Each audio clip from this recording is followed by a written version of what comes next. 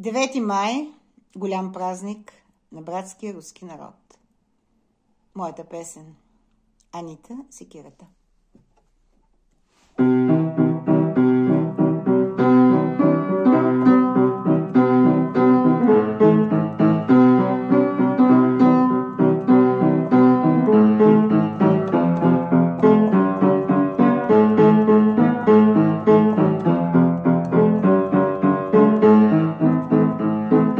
Стана им навик с Плевен да се гаврят, стана им навик потоп да ни правят на празника на Плевен 15 май.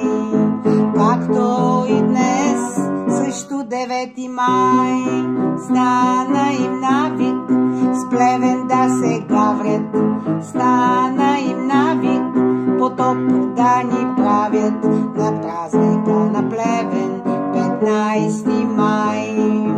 Както и днес срещу 9 май щяла да остане панорама да стърчи, Плевен ще го сринели и то до основи.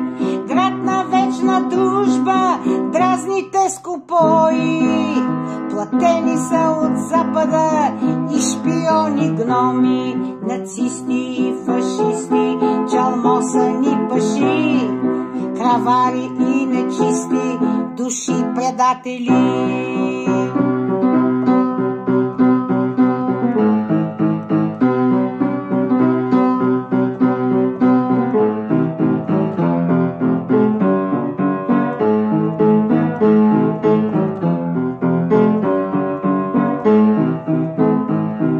Щяла да остане панорама да стърчи, Айнцу, Цвайнцу, Трайндрън, града ще сринели. Град на вечна дружба с руския народ, който в сърца ни ще остане до гроб. За всичко бил виновен Путин, ще река. Грабежи, престъпления множат ли се множат.